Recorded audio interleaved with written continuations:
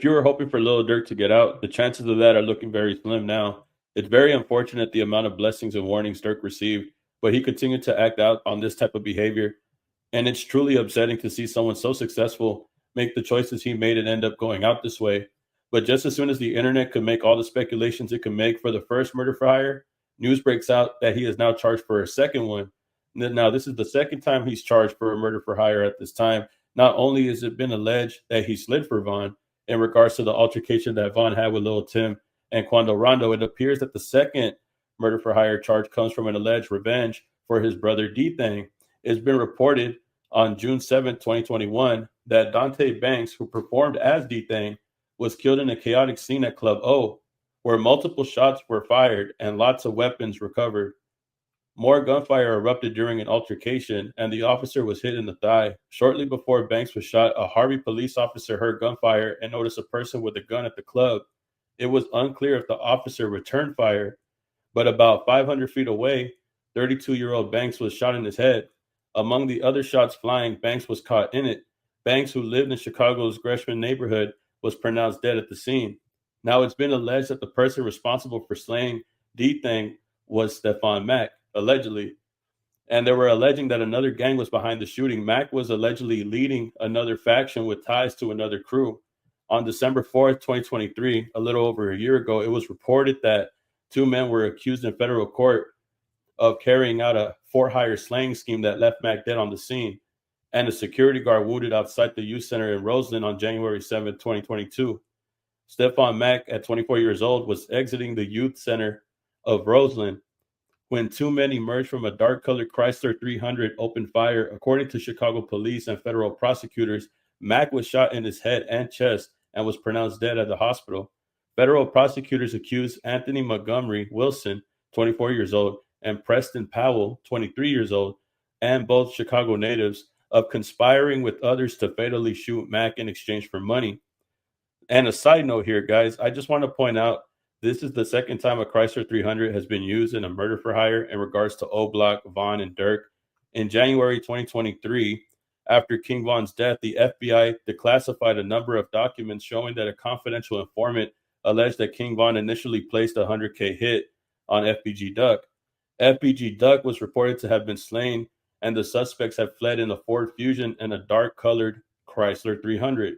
However, in events that happened on October 25th, 2024, Durk was arrested for the first murder for hire, slaying for Little Pop. This was the first murder for hire that he was accused of, but weeks just before this, FBG Duck's mom filed a lawsuit reported on October 9th, 2024.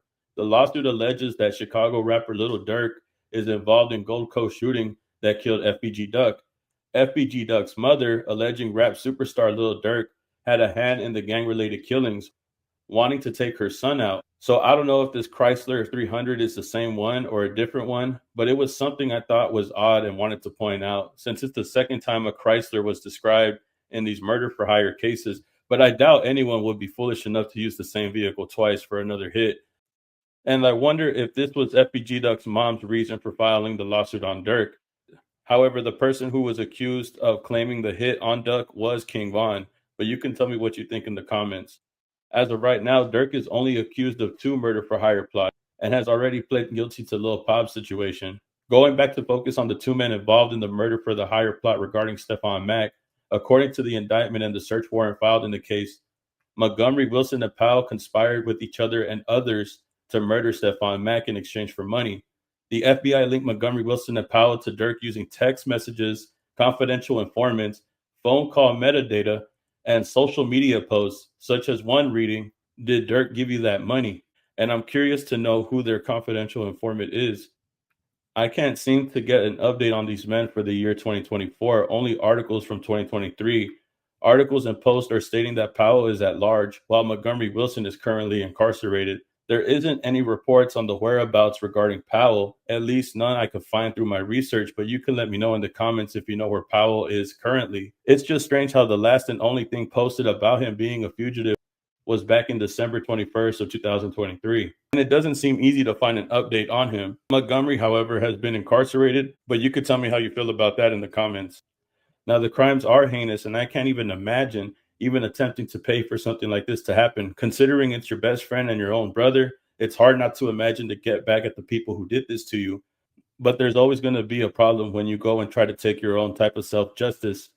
But like I said, Lil Durk had multiple warnings and blessings over the years. He was warned in a video with Gilly and Wallow on $1 million worth of game, where Wallow stated in front of Durk and his crew that there was a time he had to make the decision to forgive his brother's killer. Wallow in tears, as all Lil Durk can do is just seemingly shrug it off. By the time this interview was released, the killing of Stephon Mack, D-Thang's alleged killer, was already done. And even if you think Durk felt some type of guilt or remorse after speaking to Wallow, just want to point out, Little Pop was killed later on that year. It's unfortunate how many people Gilly and Wallow spoke to and gave advice to that are no longer here with us. I truly wished Wallow spoke to Durk before the killing of Stephon Mack. Maybe he would have been able to steer away from the accusations before they started. Without a doubt, Durk knew he was going down, though. And in many songs that can be used as an example, he predicted people snitching on him would be his downfall, while also rapping about the paranoia and the emotions he would speak about in his music. It's fair to say that Durk knew his demise was coming soon. The story is definitely a sad one and is still developing as we speak. Let this be a lesson that it's better to forgive than to live with this need to get revenge. But y'all can tell me how y'all feel in the comments. Like, comment, subscribe, and I'll see you on the next video, man. Peace. We'll keep it alleged. And rest in peace to everybody who's lost their life to gang violence, bro.